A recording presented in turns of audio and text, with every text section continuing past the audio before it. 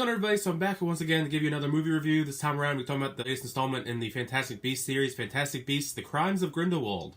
I suppose I consider myself more of a casual Harry Potter fan, even though I have read all the books and watched all the films. I'm still not like super fan status like I know some people are. So I was still looking forward to this. I really enjoyed the first Fantastic Beasts. I thought it was cool how they're expanding the lore and the backstory that we kind of got little glimpses of in the Harry Potter films. We're actually getting to see what happened all throughout, between those periods, because the first Fantastic Beasts was set in the 1920s and the original Harry Potters was set in the 1990s, I believe. So there's a lot of space in between, which they're going to fill in the gaps for because they got so many movies for this coming out afterwards, because this is the second one, but we got, I believe, at least 3 more on the way. But let's just get right into my thoughts about this film. Once again, we have David Yates directing, who's pretty much a veteran of the franchise at this point because he directed Order of the Phoenix, Half-Blood Prince, both Deathly Hallows films, and the first Fantastic Beasts. So I feel like he has a good idea of what he's doing with this universe. And once again, he does bring back some of that magic that we all felt from the original Harry Potter films. I really love just the vast world, especially the creatures that we get in this one, because I think that is one of the big selling points is the actual creatures itself in the universe. But David Yates does do a great job bringing this whole world to life, not only just with the creatures, but all the vast worlds, because we travel a lot in this film to a bunch of different locations, and you just see how wide open this world is and how we still really haven't touched the surface on how many different ways that we can go and all the different places we can explore. We get some new places in here that are really cool to see in that time period. And overall, yeah, I mean, a really well shot film, which is not surprising because it's David Yates at this point, but still very well shot. Now, in case you weren't aware, J.K. Rowling is writing the screenplay for all these films, which makes sense because, I mean, if anyone's going to know the source material, it's going to be her. I mean, she's a great author, but I don't know if it really translates as well, for screenplays, just because, like, a lot of the film, it felt like she packed in too much exposition. Like, we really overindulged in a lot of ways, and, I mean, you can do that in a book, but I don't feel like it just works as well when it's all put on screen.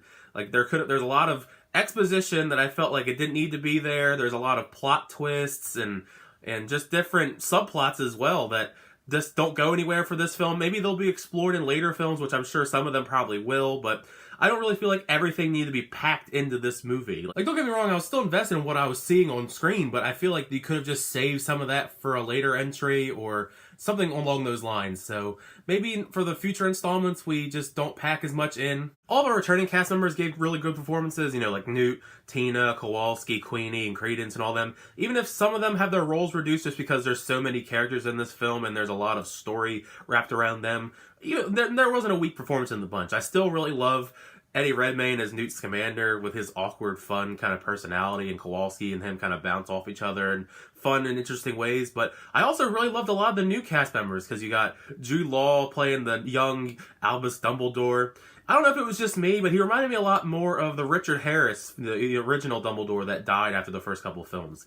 He kind of gave off that kind of vibe as far as his Dumbledore. I don't know if that was intentional, but he's unfortunately not in it too much. I guess we just get a little taste of him, then we're going to get more Albus Dumbledore in the upcoming installments, because you don't get too much with him, but you get enough to just establish him as the new Dumbledore, which I really liked, because, I mean, I'm glad that they didn't give us too much, but you get the little taste of what's to come. Plus, Zoe Kravitz's Lita Lestrange also is a very interesting character whenever she was actually on screen. She's definitely another one of the performances I was really impressed by going into this. Just a disclaimer, if you're going into this expecting a lot of really awesome and cool stuff centered around Nagini's character, because I know a couple people that are really excited for her character being included in this film, don't expect too much. I'm sure there'll be more explored in the future installments, but at least in this one, there's really not too much going on with her character.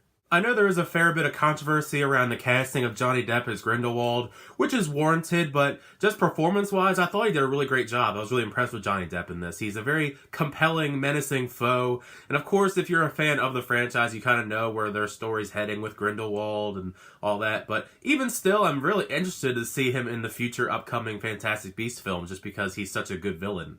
But even still, with the controversy, I hope he continues with the role, but if they decide to maybe recast him down the way, hopefully they get someone just as good, although I don't think that's going to happen. I think as long as you're a fan of the franchise, you're going to get some enjoyment out of this. I do hope in future installments that they don't pack in so much story and subplots and twists and all that. Maybe just spread it out a little bit more, since we have a lot of films coming up. This film does set up for a much more exciting third film when it comes out in a couple years, so I'm really looking forward to what they do with that, because it leaves off in a very interesting kind of twist, so stay tuned for that. But those are just my quick thoughts on Fantastic Beasts: The Crimes of Grindelwald. Grindelwald. Leave a comment in the comment section down below what you thought of the film when you check it out. Did you like it? Did you not like it? Let me know either way. But thank you so much for checking out my little review. If you enjoyed it, feel free to please leave a like. Hit that subscribe button to keep up to date with all my movie reviews, trailer reactions, unboxings, and more. Until next time, I'll see you guys later.